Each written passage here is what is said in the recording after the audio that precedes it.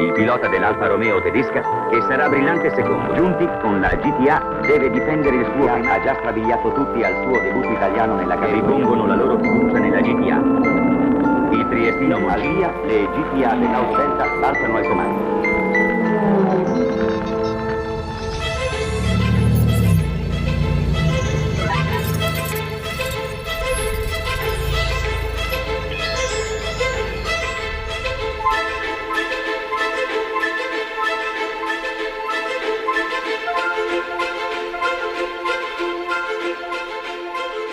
So we often get asked at what point we started designing the GTA. Truth is, we immediately after the Quadrifoglio launch in 2016 continued to play with ideas of where else to take this amazing car.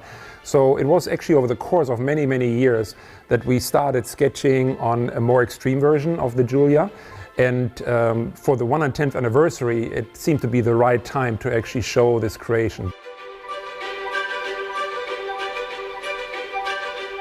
When we thought about the anniversary, we wanted to bring something very unique on the market. We wanted to celebrate this, and the best celebration that you can do is to bring a new car for the Alfisti, for the customers, for all the ones who are fallen in love with Alfa Romeo.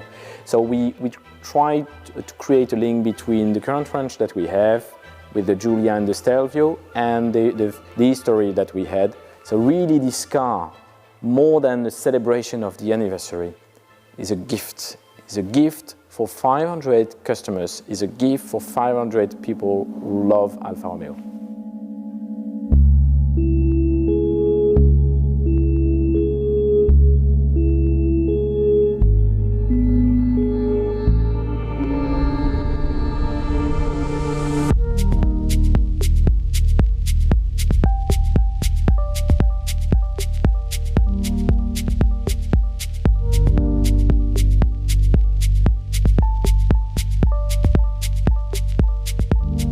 So carbon fiber is a material that we excessively used on the GTA and M for lightweighting. So the whole front part of the car is carbon fiber. A lot of the carbon fiber you don't even see. The hood, for example, is carbon fiber. The fender are carbon fiber. The whole front fascia is carbon fiber, but it's painted, so it's not really visible.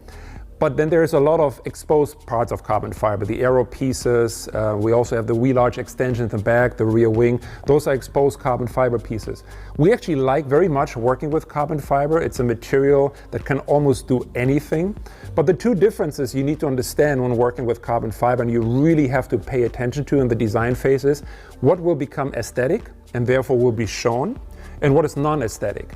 And you can see when you look at a real performance car, even all the way up to Alfa Romeo racing a Formula One car, a group that we worked hand in hand with and helped us tremendously with the development of these parts, we discovered very much the impact, the aesthetic impact, and the difference between aesthetic carbon fiber and non-aesthetic carbon fiber. So we had to make deliberate choices and made sure that the parts that were exposed really were aesthetic. And what that means is basically you really have to pay attention to the orientation of the carbon fiber weave, for example, whereas when you paint it later, you can't just do it any way you want. So there's really differences in how you have to approach it, but carbon fiber is a wonderful material to work with.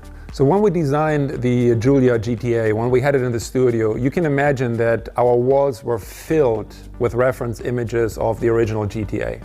And one thing you can't escape looking at these images were some of these iconic liveries. And what I really liked about them is they had a completely different solution than you saw on maybe other brands at that time, with this kind of dipped nose. And the dipped nose basically was done back in the day to identify the driver. So the car either had a complete nose in white or in light blue or in ochre and this kind of burnt yellow. And that's something we thought was really, really cool. So when the car was done, when the GTA was done, we thought this would be a nice opportunity for our customers, if they so wish, to also apply this kind of historic livery. So while the car in itself is not referring to the GTA with retro design or anything, but just the nameplate, we thought with the liveries, we allow our customers to actually create this nod to history, to actually make that connection to the original GTA and apply some of these really truly iconic liveries.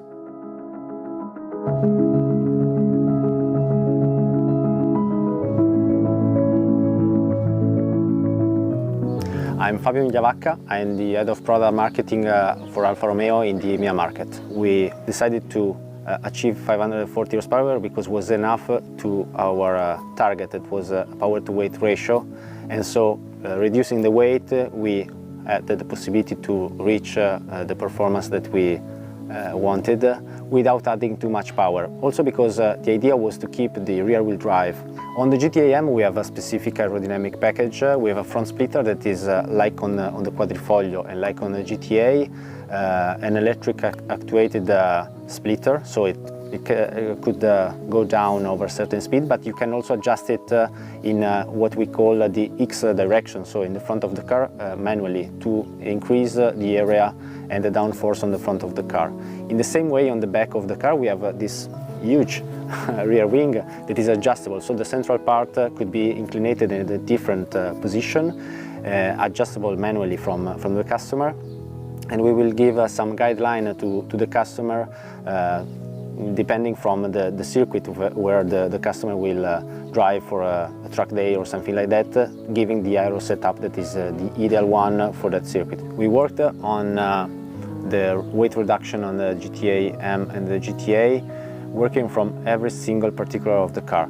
If you look outside the car, the front fascia of the GTA and the GTA M are totally revised for the aerodynamic needs, but are made also in carbon fiber, so reducing the weight. The pieces of the car has been redesigned. For example, the windscreen of the GTA and GTA M is thinner than the standard Quadrifoglio, reducing the weight. And on the GTA M is really visible the fact that you are removing the rear seats, the rear bench, adding the roll bar, the roll cage with the 6-point harness, and the monocoque seats from Sabelt that are reducing the weight compared to the Spark 1. Working with Sauber is a great opportunity for us to have them on board on such a project. So we are involved in the Formula 1 with Sauber, as you know, but having their knowledge and their experience on the GTA project